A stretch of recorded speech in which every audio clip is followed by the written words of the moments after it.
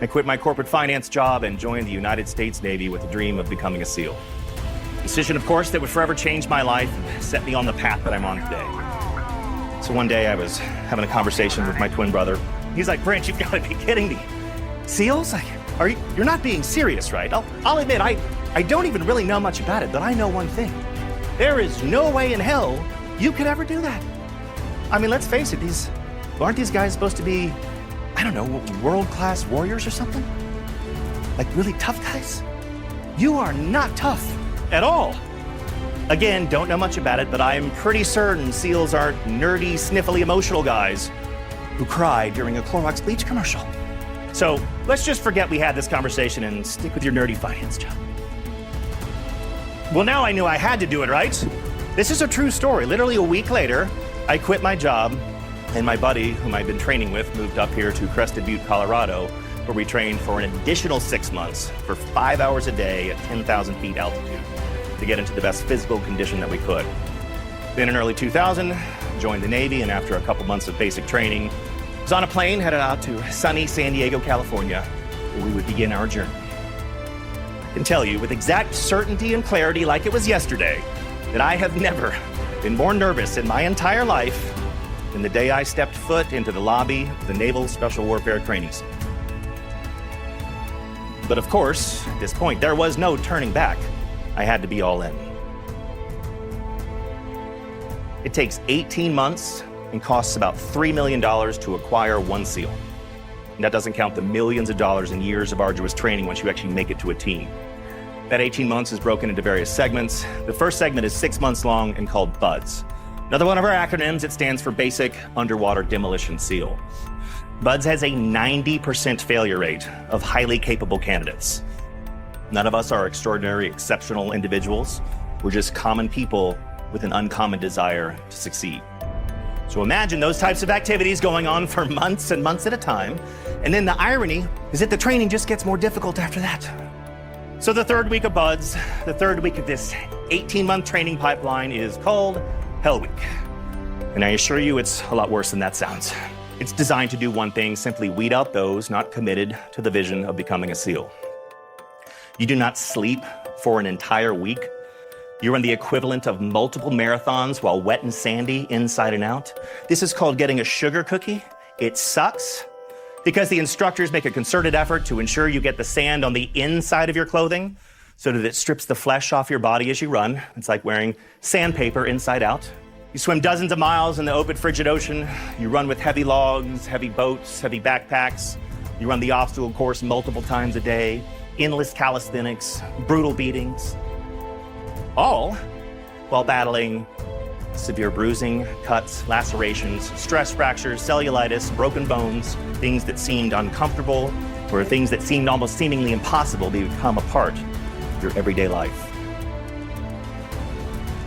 That winning mindset of persistence and determination reminds me of a great quote by Martin Luther King Jr. that says, "If you can't fly, you run. And if you can't run, you walk. If you can't walk, you crawl.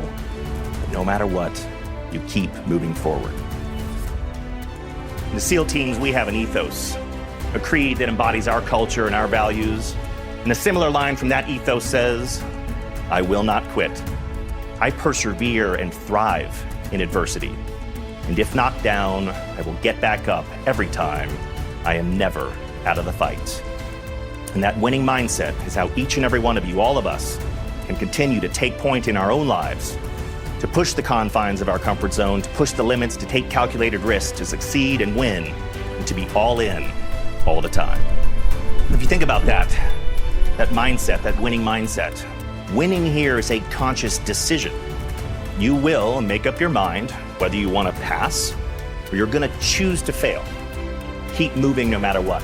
Find an excuse to win. You can push yourself further than your mind or body ever thought possible. BUDS training is based on the rule of 7. When your brain is telling you that you can go no further and take no more pain, you can go 7 times longer, 7 times more, and push yourself 7 times harder. And again, that's why very few people make it through this selection process. I wanted to tell you guys a brief story about trust from my BUDS class's Hell Week experience. The students have no idea when Hell Week will commence. The anxiety, the anguish is literally eating away at your soul. And as a way to inspire us and motivate us, our class leader, who is the highest ranking officer in your class, he read to us the St. Crispin's Day speech from William Shakespeare's Henry V. And he read aloud those famed lines that say, "We few, we happy few, we band of brothers. For he today that sheds his blood with me shall be my brother." John died 4 days later.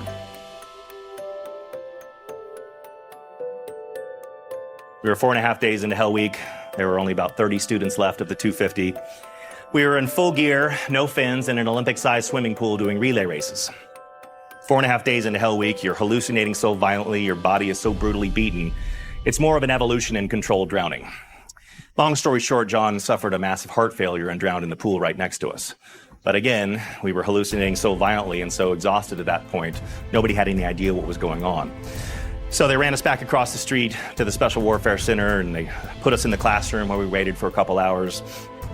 After a couple hours, the door opens and the instructor staff walk in, and with them was the commanding officer of BUDS at the time. He walked to the front of the room, turned around to address the class. He said, "Gentlemen, listen up. Lieutenant John Scott was pronounced dead at 1 a.m. Lieutenant Parado, you're taking over." And he said it with that level of candor, I believe, purposefully. He paused for a minute to let that sink in. Then he said, "Gentlemen, get used to this feeling that you have right now. This is what it's going to be like in the teams. And you will lose teammates. You have to learn to control your emotions, stay focused on the mission, and trust each other no matter what, especially amidst adversity." And it was a bit of odd foreshadowing because he really had no idea how right he really was. Literally 4 months later was 9/11.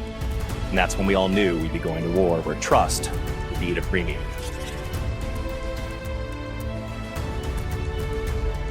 And although Navy SEALs are widely known to be the most elite and feared special operations fighting force in the entire world, we've been living in a constant state of VUCA, of pain, of loss, sacrifice, and disruption in our post-9/11 reality.